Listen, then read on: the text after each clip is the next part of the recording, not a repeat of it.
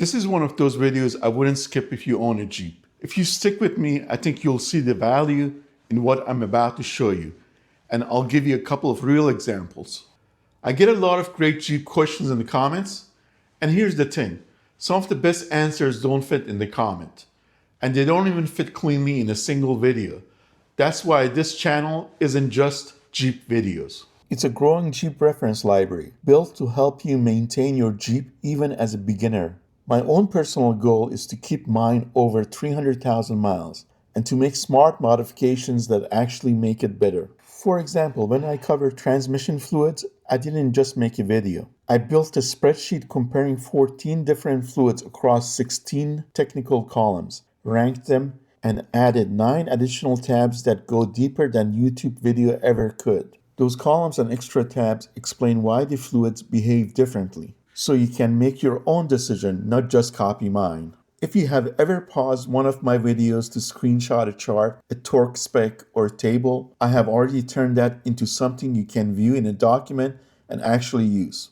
I'm data-driven by training, factory service manuals, measurements, engineering documents, and when the usual answers don't cut it, I dig deeper and look for out-of-box solutions and ones that will work. So in this video, I'm going to show you exactly what subscribers get access to, what is already in the folder, and why staying subscribed here actually matters. Let me show you the folder, because this is where the videos turn into something you can actually use. Before I dive into the first example, I want to give a quick bit of background, especially if you haven't seen my silent 2021 change video yet. Previous to 2021, Jeep used a transmission heat exchanger that included an internal thermostatic valve. The goal was to restrict fluid flow to cooler until the transmission warmed up. However, sometime during 2021 model year, Jeep quietly revised that design due to heat-related issues. The newer heat exchanger behaves differently internally, and real-world data shows transmissions generally run cooler under load. What Jeep didn't do was to document or notify anyone of this change. So a lot of people had heat-related issues with their transmissions and added deeper pans or extra fluid capacity expecting lower temperatures, only to see little or no improvement because the thermostat inside the heat exchanger was still the primary issue. And that leads to one of my favorite examples of the kind of access subscribers get. A viewer who watched the Silent 2021 change video reached out and shared first-hand results from modifying the older style heat exchanger instead of spending over $300 on a new heat exchanger.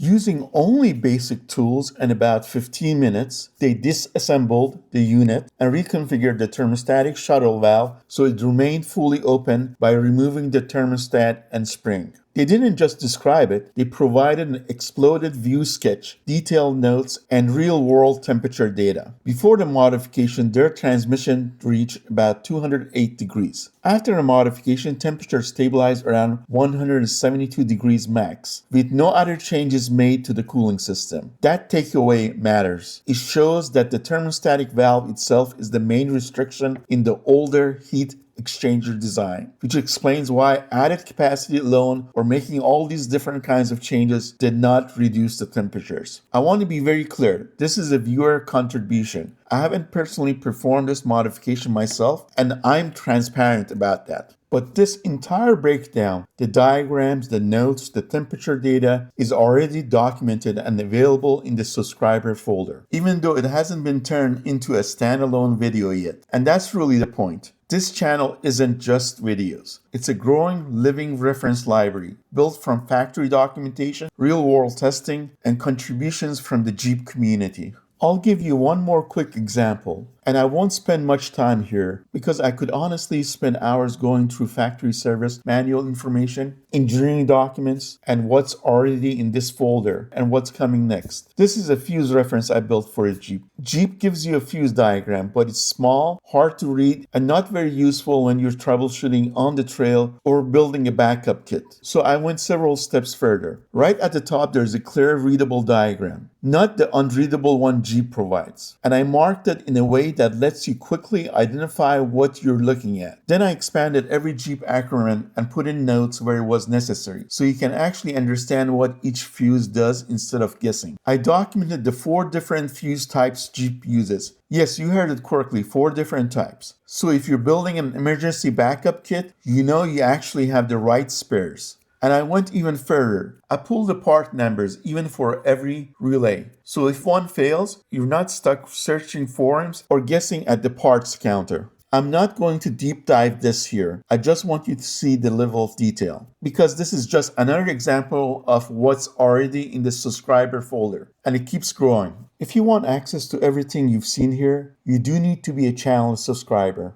I have put the full instructions in the pinned comment and in the video description, so you can request access when you are ready. My goal here isn't just to share information, it's to build something that helps the Jeep community long term. And if you have documentation, real world data, or experience that could help other Jeep owners, I would absolutely love for you to share it. That's how this library keeps getting better. If you found this video useful, give it a thumbs up and drop a comment below. That really helps this video get in front of more Jeep owners who can benefit from it or who might have experience to contribute back. Thanks for being part of this, and let's keep building it together, and I'll see you on the next video.